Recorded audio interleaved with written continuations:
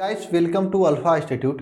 Guys आज हम physics के चैप्टर नंबर 1 से लेके चैप्टर नंबर 3 तक के बहुत ही महत्वपूर्ण क्वेश्चन को डिस्कस करने वाले हैं, वो भी कंसेप्ट के साथ में। गाइस हमने आपका टेस्ट लिए थे। टेस्ट 24 जनवरी 2021 को संडे के दिन था, शाम 7 बजे के बाद था। यह टेस्ट फिजिक्स के चैप्टर नंबर 1 से लेके चैप्टर नंबर 3 तक के था। बहुत सारे स्टूडेंट ने टेस्ट दिया था। अगर आप टेस्ट दिए थे या फिर नहीं दिए थे, आपको टेस्ट के सलूशन को देखना चाहिए। टेस्ट के सलूशन में हम आपको बताएंगे कि बहुत सारे स्टूडेंट क्या गलती कर रहे हैं और टेस्ट को क्वेश्चन को सॉल्व कैसे किया जाता है, क्वेश्चन को सॉल्व करने का अप्रोच बताएंगे। यहाँ पर बहुत सारे ऐसे क्वेश्चन हैं जो कि सीधे सीधे आपके सामने आंसर लिखा है, सीधे सीधे आपके सामने आंसर लिखा है, लेकिन उसके बाद भी आप लोग उसका जवाब नहीं दे पा रहे थे। बताऊंगा आगे कुछ ऐसा क्वेश्चन है संधारित होगा। कुछ लोग बस फार्मूला लिखे हैं सामने, लेकिन उसके बाद भी जवाब नहीं दे पाए क्योंकि आप लोग अप्रोच के जरिए क्वेश्चन को अभी तक सॉल्व नहीं किया। आज हम अप्रोच के जरिए आपको क्वेश्चन को सॉल्व करने का तरीका बताएंगे। आज का वीडियो, आज का ये लेक्चर आपके लिए काफ़ी बेनिफिशियल होने वाला है, क्योंकि आज के इस लेक्चर में मैं बहुत सारा कंसेप्ट को बताएंगे। मेन चीज़ थ्योरेटिकल कंसेप्ट को बताएंगे। ये जो टेस्ट था आपका थ्योरी का टेस्ट था, थ्योरेटिकल टेस्ट था। इसमें न्यूमेरिकल क्वेश्चन नाम मात्र के थे, डेरिवेशन तो था ही नहीं। ठीक है, तो ये टेस्ट आपके लिए काफ़ी बेनिफिशियल था। आप लोग अगर टेस्ट नहीं दिए थे तो आप लोग अगले टेस्ट से जरूर दीजिएगा, क्योंकि आपको मालूम है किसी भी फाइनल टेस्ट से पहले आपको खूब सारा टेस्ट देना चाहिए, प्रैक्टिस करना चाहिए। प्रैक्टिस के लिए आपका टेस्ट बहुत ही बेहतरीन हथियार है। हम आपका टेस्ट टेलीग्राम पर लेते हैं। अगर आप लोग टेलीग्राम को ज्वाइन नहीं किए, टेस्ट पेपर देखना है तो नीचे डिस्क्रिप्शन में लिंक है, लिंक के जरिए टेलीग्राम पर चले जाइए। मैं वहाँ पर टेस्ट पेपर अपलोड कर दिया हूँ, आप लोग आसानी से देख सकते हैं और पिछले टेस्ट जो हुए थे उसका भी पेपर देख सकते हैं। और टेस्ट के पेपर में जो स्टूडेंट टॉप तरीके से, जो टॉपर टाइप की स्टूडेंट है, जो बहुत ही अच्छा तरीके, एक पीयूष नाम का स्टूडेंट है, मैं हर लेक्चर में उनका नाम लेता हूँ और वे हर टेस्ट को देते हैं। मैं उनकी मानता हूँ उनके अंदर भी कुछ गलतियाँ हैं, वो काफ़ी कुछ गलती करते हैं लिखते समय। उनकी गलतियों को मैं उनको बताया भी हूँ और मैं फिर भी बताऊँगा उनसे बात करके, कॉल करके। उनसे मेरी बात भी होती है कॉल पे, टेलीग्राम पे जरिए। ठीक है, लेकिन वे काफ़ी बहुत ही अच्छे तरीके से लिखते हैं। वे प्रश्नोत्तर करके इस तरह से लिखते हैं, उनकी कापी लिखने की तरीका बहुत ही बेहतरीन है। अगर आप उनसे सीख सकते हो तो उनकी कापी सभी लोग देखा कीजिए कैसे वो लिखते हैं और वैसे लिखने की कोशिश किया कीजिए। मैं 2 टेस्ट या 3 टेस्ट ले चुका हूँ आपका, तीनों टेस्ट में उनकी कापी आपको दिया था। लेकिन आप लोगों में से कोई जो भी टेलीग्राम पे जुड़ा है उनकी कापी देखना चाहिए ना। हम कापी क्यों देते हैं टेलीग्राम पे? क्योंकि आप लोग कापी देखें कि कैसे लिखा जाता है और क्यों उनका 25 में 25 या 20 में 20 नंबर आता है। इसका वजह क्या है, आप लोग स्वयं से देखा करिए कापी। जब आप लोग कापी देखोगे, टॉपर जो अच्छे स्टूडेंट होते हैं, जो टॉप करते हैं टेस्ट को, तो आप लोग देखा कीजिए कि आप क्या कर रहे हो और वो क्या कर रहे हैं, वो क्या कर रहे हैं, आप क्या नहीं कर रहे हो। या आप अपने से कंपेरिजन कीजिए, जिससे आपको काफ़ी हेल्प होगा। तो उनकी कापी भी आप लोग देखा कीजिएगा। अभी सबकी कापी मैं चेक कर लूँगा जो टॉपर स्टूडेंट हो गए, अभी तक वे टॉप हैं, उनका 25 में 25 नंबर है अभी तक। और एक आध स्टूडेंट और है, उनका भी 25 नंबर है, नाम याद नहीं उनका। इनका नाम याद है क्योंकि हर टेस्ट में लगभग उनका फर्स्ट सेकेंड रैंक रहता है। तो जो स्टूडेंट अभी तक टॉप किए हैं उनका मैं कापी डालूंगा, आप सभी लोग उनकी कापी देखना अगले टेस्ट से। इससे पहले वाले टेस्ट की कापी जाकर देख लेना अगर देखना हो तो टेलीग्राम पर। ठीक है, तो गाइस चलिए आज का सोल्यूशन शुरू करते हैं।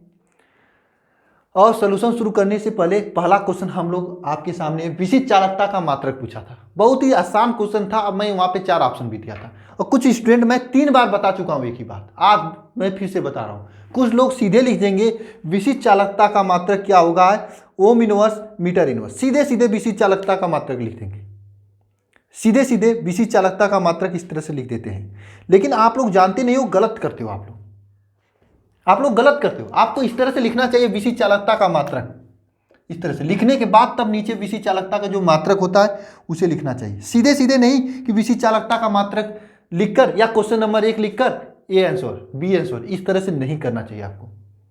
ऐसे क्वेश्चन लिखते हो तो गलत होगा, तब आप एग्जामिनर की सिंपैथी के ऊपर डिपेंड करेगा। एग्जामिनर थोड़ा सा गुस्सा टाइप का होगा तो आपको नंबर नहीं देगा, सीधे कट पीट काट देगा। एग्जामिनर अगर दिमागदार रहेगा, सोचेगा लड़का मेहनत किया है, सही आंसर दिया है तो दे देगा। लेकिन क्यों आप एग्जामिनर के दूसरे के रहमो कमर पे जीना है? आपको अपनी मेहनत के ऊपर जीना है, अपने बाहुबल पे जीना है। 2 अक्षर लिख सकते हो इस तरह से, विशिष्ट चालकता का मात्रक। वैसे सभी लोग इसका सही आंसर दिए थे, विशिष्ट चालकता का मात्रक था। 4 ऑप्शन था आपके सामने, 1 मिनट, कौन सा? थर्ड वाला ऑप्शन सही था, ओम इनवर्स मीटर इनवर्स। विशिष्ट चालकता होता क्या है ये जान लीजिए। विशिष्ट चालकता जो होता है आपके चालकता के विशिष्ट प्रतिरोध के व्युत्क्रम को कहते हैं। विशिष्ट प्रतिरोध क्या होता है? विशिष्ट प्रतिरोध, विशिष्ट प्रतिरोध क्या होता है भाई साहब? विशिष्ट प्रतिरोध मतलब डीजे नहीं भाई साहब, डीजे नहीं, ईजे, ठीक है। डीजे से आपको मैंने याद करा था ईजे। ईजे मतलब आपके वैद्युत क्षेत्र ई और धारा घनत्व जी के अनुपात को विशिष्ट प्रतिरोध कहते हैं। विशिष्ट प्रतिरोध का एक सूत्र, इसे हम लोग रो से प्रदर्शित करते हैं। इसका एक सूत्र और होता है आर ए अपान एल, और यहां से ही आपका विशिष्ट प्रतिरोध का मात्रक आता है ओम, आर का मात्रक ओम, और ए अपान एल का मतलब मीटर, ठीक है। लेकिन विशिष्ट चालकता क्या होता है? विशिष्ट चालकता जो होता है यह आपको सिग्मा से प्रदर्शित किया जाता है। विशिष्ट चालकता विशिष्ट प्रतिरोध के व्युत्क्रम को कहते हैं। मतलब 1 अपान ओम मीटर, मतलब क्या लिख सकते हो आप? Ohm inverse metre inverse. आगे आगे आप देखिएगा, बहुत ही अच्छा अच्छा क्वेश्चन था। अब इतना भी कोई नहीं किया है, कुछ लोग तो सीधे ओम इनवर्स मीटर इनवर्स लिखे। मैं उनको नंबर दे दिया हूं, लेकिन एग्जामिनर नंबर नहीं दे सकता है। आप इस बात को क्यों नहीं समझते? कई बार आपको हम समझा चुके हैं। जो पहले टेस्ट देते आ रहे हैं वही लोग भी नहीं सुधार रहे। अरे भाई साहब, टेस्ट देने का मतलब ये नहीं होता आप अधिक से अधिक नंबर पाए। टेस्ट देने का मतलब ये होता कि आप जो गलती कर रहे हैं उसे सुधारिए। प्लीज आप लोग सुधार लीजिए। आप सीधे सीधे आंसर मत लिखा कीजिए, कम से कम इतना तो सॉल्व करके लिख सकते हो। सॉल्व करके लिखोगे, एग्जामिनर यहां तो 1 नंबर देगा, लेकिन आगे जो 3 नंबर 4 नंबर का क्वेश्चन होगा इसमें पूरा का पूरा नंबर देगा। एग्जामिनर के दिमाग में पॉजिटिव इफेक्ट आएगा कि लड़का मेहनत किया है, हर एक क्वेश्चन को पूरा डीपली जानता है।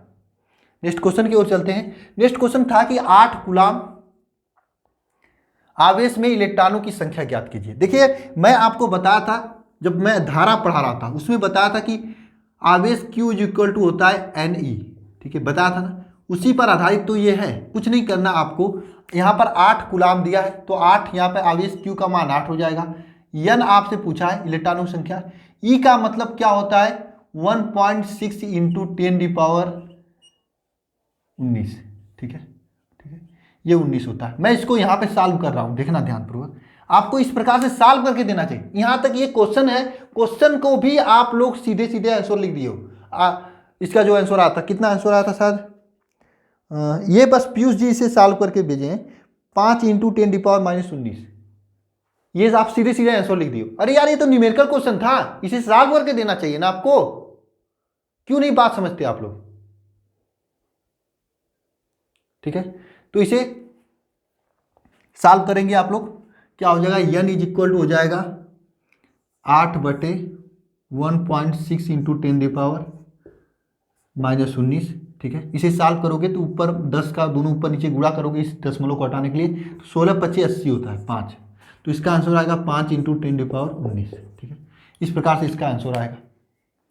नेक्स्ट क्वेश्चन था कि एक इलेक्ट्रॉन किसी वैद्युत क्षेत्र में अभिलंबवत प्रवेश करता है तो उसका गमन पथ, इस प्रकार से आपको लिखना है एक लाइन, उसके नीचे इसका गमन पथ, जो इसका सही जवाब है परवलयाकार, परवलयाकार आपको लिखना है। टेस्ट पेपर आपको मिल जाएगा, डिस्क्रिप्शन में लिंक है, लिंक के जरिए आप टेलीग्राम पे जाएंगे, वहाँ पर टेस्ट पेपर मिल जाएगा। अगर आप टेस्ट नहीं भी दिए फिर भी आप लोग टेस्ट दीजिए, टेस्ट पेपर को देखिएगा। नेक्स्ट क्वेश्चन था क्वेश्चन नंबर 4 कि किसी कुचालक विद्युतरोधी माध्यम में K का मान हो सकता है। यहां पर मैं आपको अप्रोच लिखाने बताऊंगा। देखिए, आप लोग अगर आप लोग आगे चल के कोई ना कोई कॉम्पिटिटिव एग्जाम दोगे, कोई एयरफोर्स देगा, कोई नेवी देगा, NDA देगा, जरा कमेंट बॉक्स में कमेंट कर देना कि आप लोग क्या देना चाहते हो। अगर आप लोग देना चाहते हो तो आपको अभी से अप्रोच लगाने सीखिए। देखिए, यहाँ पर ऑप्शन देखिए आप लोग, देखिए वहां पर क्या होता है, आपको ऑब्जेक्टिव क्वेश्चन मिलता है। ऑब्जेक्टिव क्वेश्चन मिलता है तो सीधी सी बात है, वहां पर आपको सही आंसर करने आना चाहिए। आप कैसे कर रहे हो, अपने बगल वाले से नकल मार के कर रहे हो या खुद से कर रहे हो, या आपको कंसेप्ट आ रहा है कि नहीं आ रहा है, इससे कोई नहीं मतलब रहता है। सीधे सीधे आंसर सही होना चाहिए। आप सही क्वेश्चन पर क्लिक करें, मान लीजिए ऑनलाइन पेपर होता है, सही क्वेश्चन को क्लिक करोगे नंबर मिलेगा, या फिर सही आंसर को गोला करना है, ये होता है ना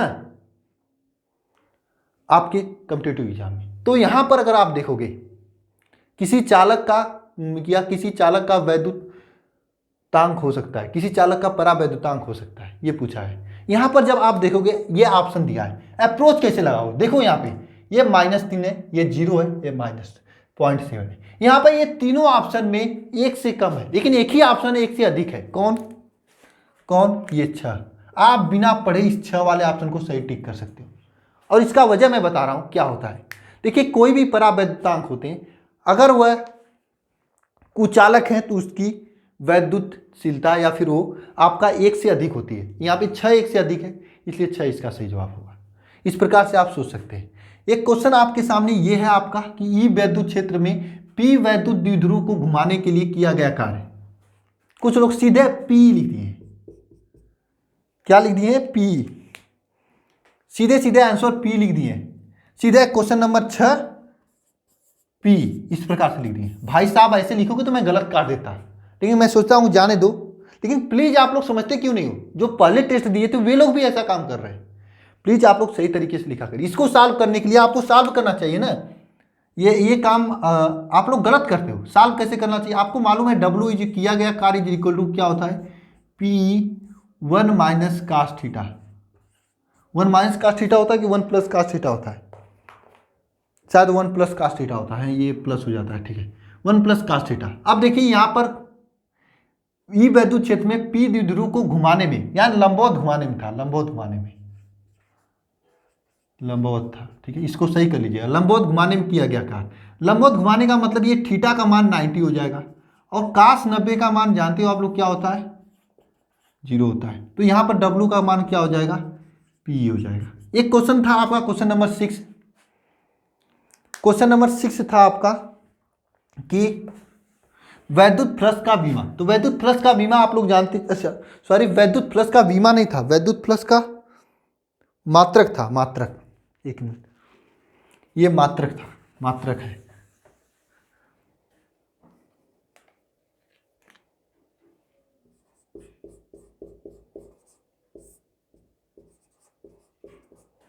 वैद्युत फ्लक्स का मात्रक है। अब मात्रक क्या है इसमें से?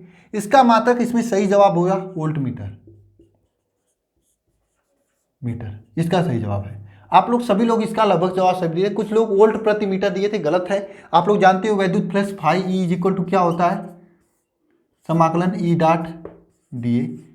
तो यहाँ से अगर आप मात्रक निकालोगे तो आपका हो जाएगा वोल्ट मीटर, ठीक है, ये हो जाएगा। ये सभी प्रश्न थे जो कि टेस्ट में मैंने दिया था, सलूशन करा रहा हूँ। अभी मैं बताऊंगा कि कहाँ पे आप लोग अप्रोच लगा सकते थे और कहाँ पे गलती कर रहे थे। चलिए इसको लिखिए तो अब आप लोग।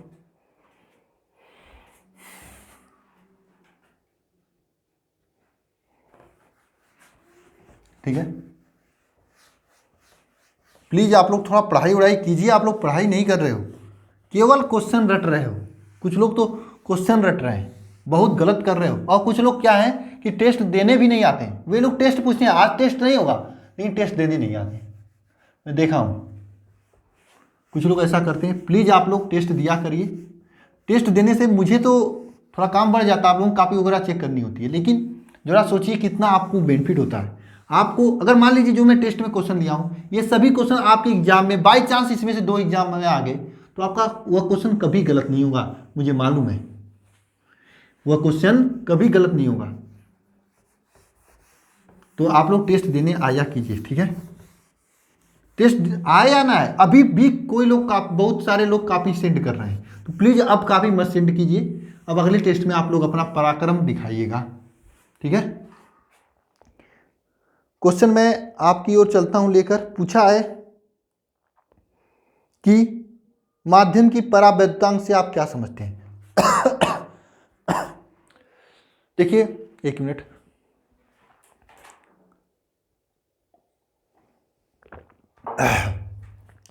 माध्यम की परावैद्युतांक। देखिए माध्यम की परावैद्युतांक होता क्या है? मैं आपको बताया था परावैद्युत पदार्थ, परावैद्युतांक के बारे में भी बताया था। मैं आपको बताया था एक फार्मूला मतलब डेरिवेशन भी कराया हूं जब मैं लॉन्ग क्वेश्चन करा रहा था। लेकिन यहाँ पर मैं आपको एक बताया था कि किसी माध्यम की परावैद्युतांक जो होता है उसे के से प्रदर्शित किया जाता है। और के का मतलब क्या होती है? वैद्युतशीलता के रूप में देखा जाए तो उस माध्यम में वैद्युतशीलता अपसालन, और उस माध्यम में वैद्युतशीलता अपसालन और निर्वात में वैद्युतशीलता अपसालन नाट के अनुपात को कह सकते हो। या फिर आप अगर वैद्युत धारिता के रूप में पूछा जाए, अधिकांश आप लोग वैद्युत धारिता के रूप में पूछना, यह परावैद्युतांक के जो होता है, परावैद्युतांक क्या होता है, के इज इक्वल टू आपका वो किसी माध्यम में धारिता बटे निर्वात में धारिता के अनुपात को परावैद्युतांक कहते हैं। एक स्टूडेंट थे, उन्होंने जवाब तो सही लिखा था लेकिन ये लिखा नहीं था, मतलब वो नकल मार के लिखा था।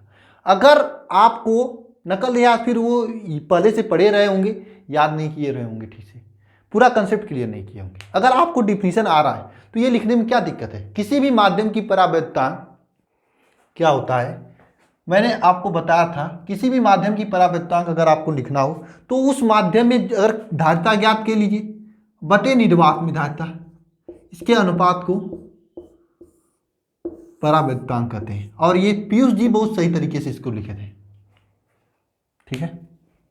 ये हो गया पहला क्वेश्चन। कौन सा क्वेश्चन था ये? क्वेश्चन पेपर आपको मिल जाएगा टेलीग्राम चैनल पर। क्वेश्चन नंबर अति लघुत्तरी का पहला था। दूसरा क्वेश्चन था विभव प्रवणता। देखिए विभव प्रवणता क्या होता है, मैं आपको बता दूं, कहीं पे भी आपसे प्रवणता पूछे, अगर आपसे वेग प्रवणता पूछे या फिर विभव प्रवणता पूछे, जरा आप लोग कमेंट बॉक्स में कमेंट कर, नहीं आप लोग कैसे, जो बायोलॉजी से होंगे वो नहीं बता पाएंगे, आप लोग कक्षा 10 में पढ़े होंगे, प्रवणता पढ़े होंगे, प्रवणता पढ़े होंगे ना, वही प्रवणता होता है, ठीक है। विभव प्रवणता या फिर वेग प्रवणता दोनों एक ही चीज है। मैं आपसे कंटेक्ट करके पढ़ा रहा हूं, ध्यानपूर्वक देखना। जहां पर भी आपसे प्रवणता की बात कहेगा, आपको क्या करना है, आपको क्या करना है, जैसे वेग प्रवणता आपसे पूछता है तो वेग में परिवर्तन, वेग में परिवर्तन बटे दूरी, दूरी में परिवर्तन,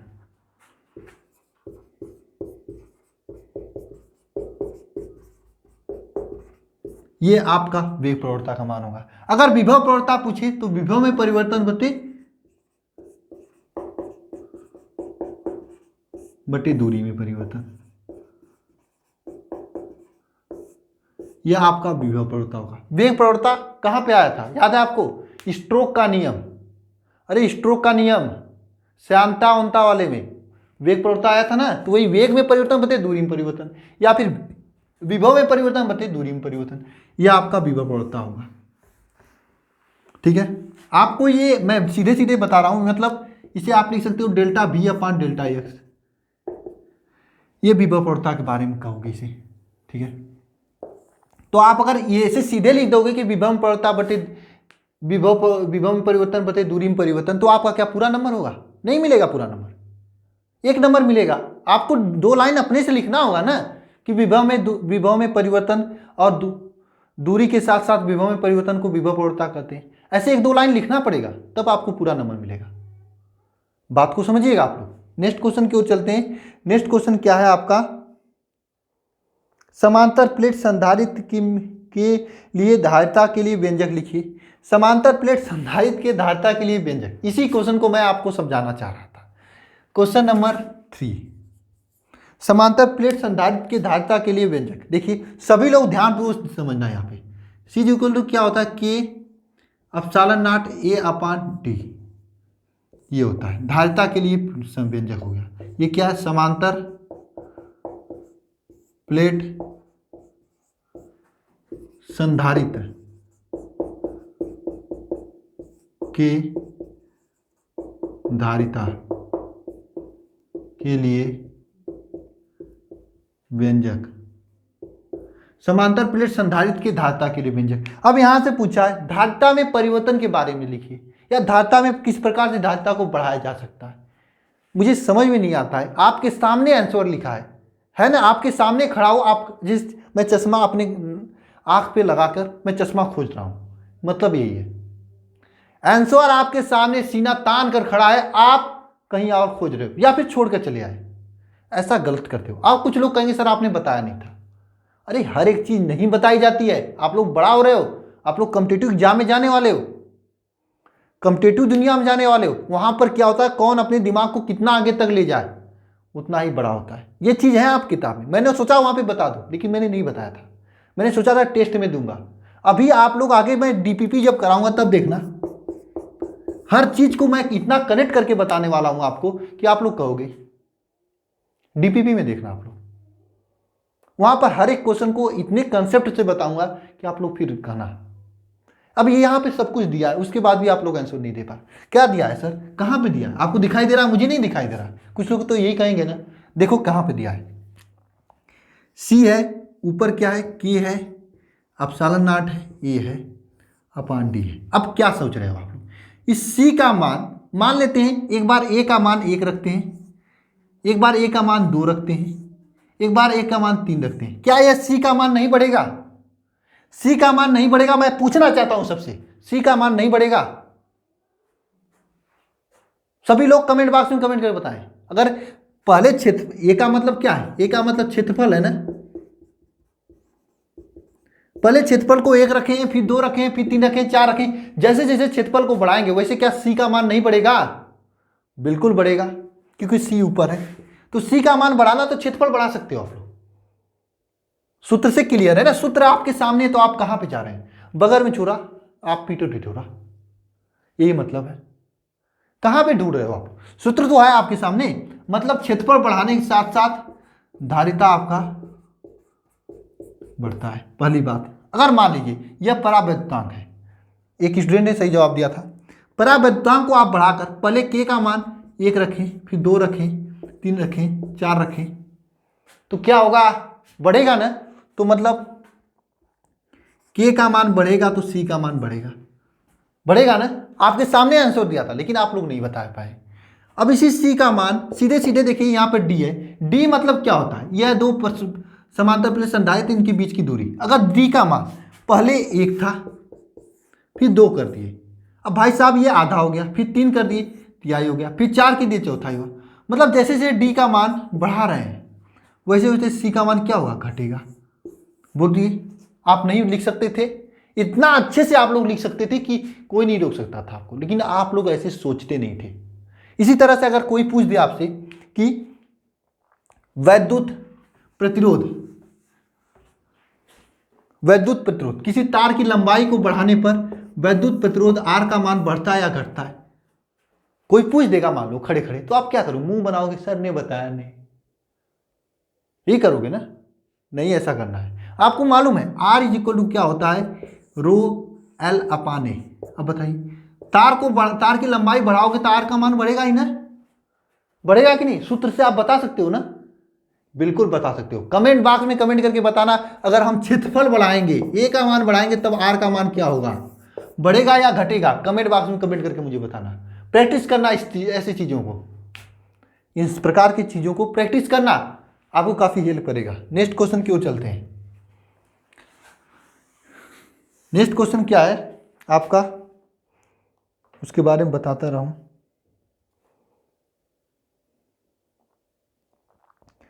समांतर प्लेट संधारित्र के ऊर्जा घनत्व के बारे में, 2 लाइन ऊर्जा घनत्व के बारे में। कुछ लोग तो सीधे सूत्रवा लिख दिए थे, हाफ एप्सिलॉन नॉट के ई स्क्वायर। प्लीज यार 2-4 लाइन अपने से लिखा करो ना, हिंदी तो है, लिख नहीं पाते हो क्या?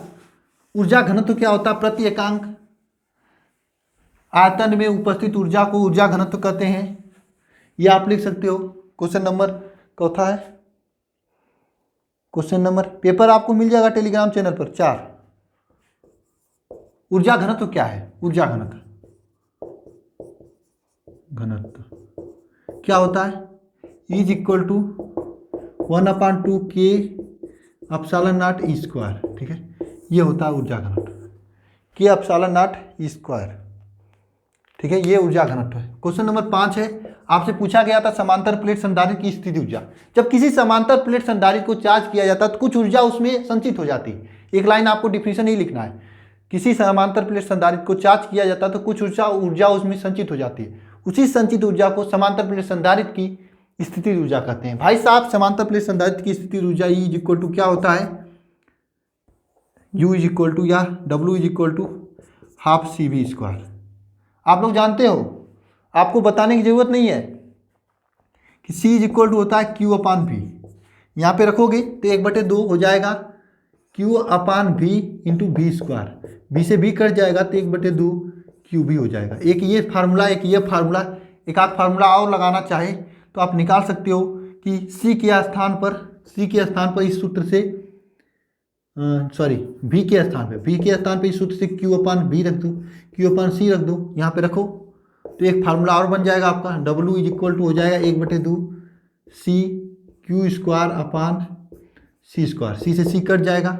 W इज इक्वल टू 1/2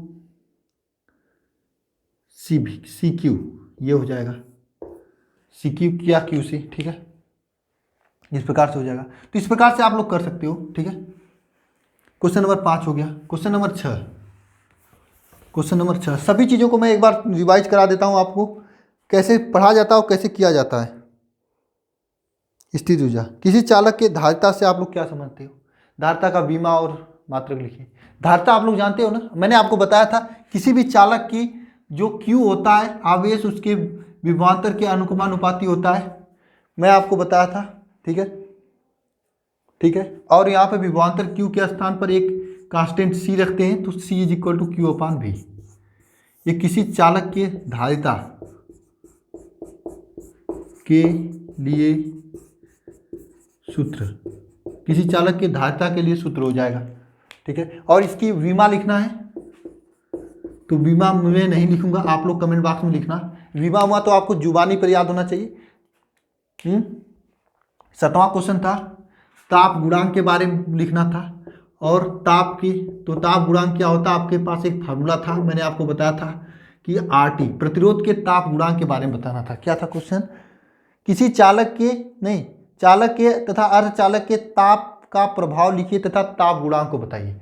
देखिए चालक या अर्धचालक, इसमें क्या होता है, आपको एक फार्मूला मैंने बताया था RT is equal to R0 1 plus alpha T. ये फार्मूला उसी के प्रकार है जिस प्रकार से आप रेखीय प्रसार के बारे में पढ़े थे वहां पर। कहाँ? फर्स्ट ईयर में, कक्षा 11 में। कुछ लोग तो कहेंगे सर सिलेबस में तो था लेकिन मैंने पढ़ा नहीं। क्या कर रहे थे? वही वाला formula, delta L is equal to क्या होता है, L 1 प्लस अल्फा टी। ये था ना फार्मूला, उसी के अनुसार तो है यह, ठीक है, उसी के अनुसार होता है ये ताप गुणांक। तो यहाँ पर जो अल्फा है आपका ताप गुणांक है, ठीक है। T आपका परम ताप है, R0 आपका 0 डिग्री सेंटीग्रेड पर प्रतिरोध है, और R आपका T डिग्री सेंटीग्रेड पर प्रतिरोध है, ठीक है। R आपका T डिग्री सेंटीग्रेड पर प्रतिरोध है, ठीक है, इस फार्मूले में। अब आपको अर्धचालक के लिए बताना है, अर्धचालक के लिए बताना है और सुचालक के लिए। देखिए अर्धचालक के लिए जब ताप बढ़ाते हैं तो उसकी प्रतिरोध R घटता है। क्यों घटता है भाई साहब? क्योंकि अर्धचालक के लिए अल्फा का मान निगेटिव होता है। क्या होता है? निगेटिव होता है। इस फार्मूले में से रखो, अगर मान लीजिए अल्फा का मान 1 है, -1 है, अगर टेम्परेचर को बढ़ाकर पहले 2 था, 2 की जगह पे 3 किए तो यहाँ से 1 में से 3 घटेगा, तो यहाँ से R0 और कम होगा, तो मतलब RT 3 डिग्री सेंटीग्रेड पर R का मान घटेगा, ठीक है। लेकिन अगर सुचालक की बात करें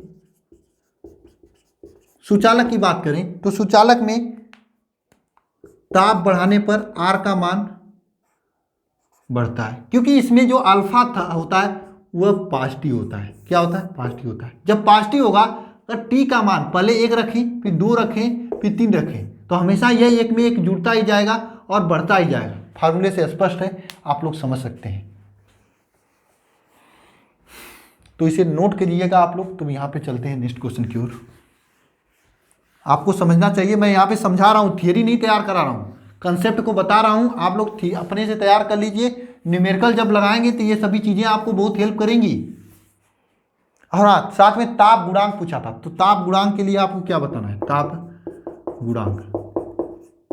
चलिए ताप गुणांक के बारे में समझ लेते हैं। देखिए RT इज इक्वल टू है आपका R0 1 प्लस अल्फा टी, ठीक है। RT इज इक्वल टू लिख सकते हो R0 plus R0 alpha T, ठीक है। RT is equal to minus R0 is equal to R0 alpha T. यहाँ से अल्फा आपको निकालना है, ताप गुणांक अल्फा, तो अल्फा इज इक्वल टू क्या हो जाएगा? आर टी माइनस R0 अपान R0 टी, ये हो जाएगा। ये आपका ताप गुणांक है, ठीक है। क्या है यह? ताप गुणांक, ठीक है, नोट कर लीजिएगा आप लोग,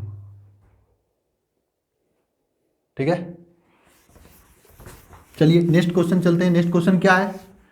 क्वेश्चन नंबर 8। एक एक नंबर में मैं पूछा था, लेकिन ये सभी क्वेश्चन जब भी पूछे जाते हैं ना तो 3 नंबर 2 नंबर में पूछे जाते हैं।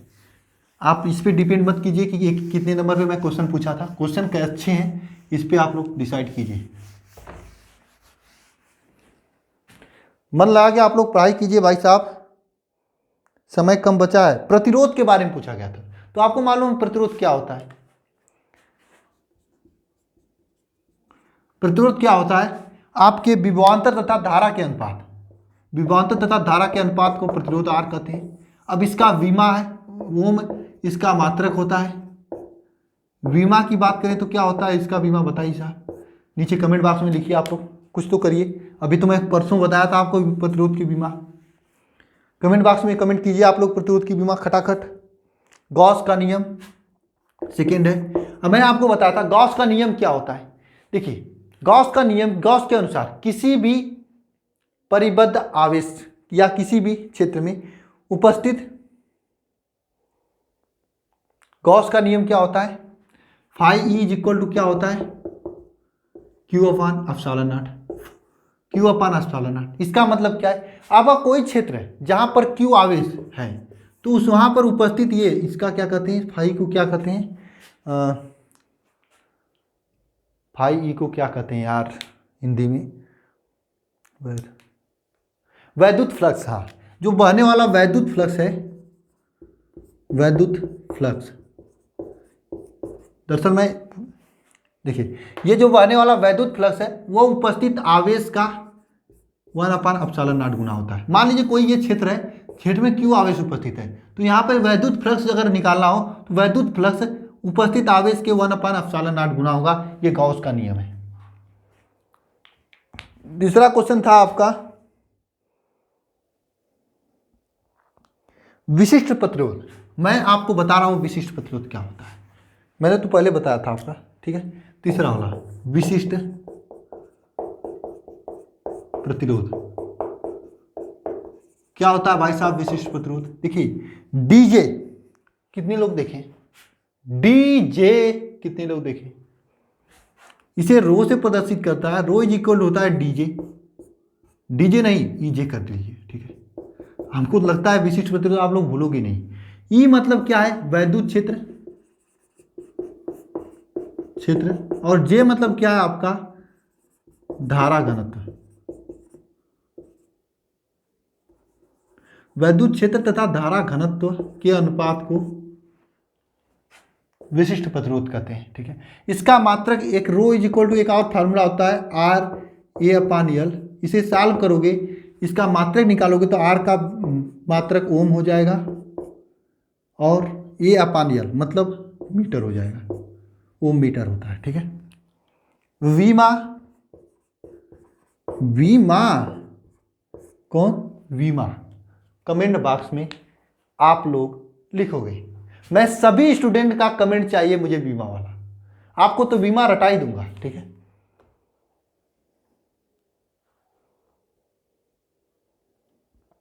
नेक्स्ट है चालकता। चौथा चालकता। भाई साहब चालकता क्या होता है? चालकता के विषय में जानिए। चालकता एक चिड़िया का नाम है, ठीक है, जो कि आपका 1/, प्रतिरोध होता है। प्रतिरोध के व्युत्क्रम को चालकता कहते हैं, आप लोग हिंदी में लिख लीजिएगा। इसका भी मात्रक इसका होता है ओम इनवर्स या फिर महो, OMHO, ठीक है, महो, ठीक है। इस तरह से वीमा कौन चीज? वीमा आप लोग लिखोगे। नेक्स्ट क्वेश्चन क्या था आपका? विशिष्ट चालकता क्या है? पढ़ाई बहुत ही तेजी से किया करो आप लोग। विशिष्ट चालकता क्या होता है, ठीक है। विशिष्ट चालकता यहां पर समझिए आप लोग, इसी विशिष्ट प्रतिरोध के व्युत्क्रम को विशिष्ट चालकता क्या होता है 1/, विशिष्ट प्रतिरोध। विशिष्ट प्रतिरोध के व्युत्क्रम को विशिष्ट चालकता कहते हैं। विशिष्ट प्रतिरोध के व्युत्क्रम को विशिष्ट चालकता कहते हैं। मतलब 1/EJ, ठीक है, यही ना मतलब J/E, ठीक है, J/E, इसको हम लोग सिग्मा से प्रदर्शित करते हैं। तो यहाँ पर J = E सिग्मा आपका आता है विशिष्ट चालकता, ठीक है, ये आपका पूरा हो जाता है। एक चीज़ और ध्यानपूर्वक समझना, आप लोग समझना ध्यानपूर्वक एक चीज़ और, ठीक है, यहाँ पर इसका मात्रक, तो मात्रक जस्ट इसका उल्टा हो जाएगा, ओम मीटर का उल्टा क्या हो जाएगा, ओम इनवर्स मीटर इनवर्स। इस तरह से सभी क्वेश्चन को मैंने सॉल्व करा दिया हूँ, एक एक क्वेश्चन को लिख कर व्हाइट बोर्ड पर सॉल्व कराया हूँ। मैं उम्मीद करता हूँ आपको ये क्लास काफ़ी बेनिफिशियल हुई होगी और आपको समझ में आई होगी, ठीक है। नेक्स्ट टेस्ट की तैयारी कीजिए। जिन्होंने टेस्ट नहीं दिया था प्लीज़ सभी लोग चैनल को सब्सक्राइब करिए और लाइक करिए वीडियो को, सभी अपने दोस्तों के बीच में शेयर करिए। मिलते हैं नेक्स्ट वीडियो में, धन्यवाद।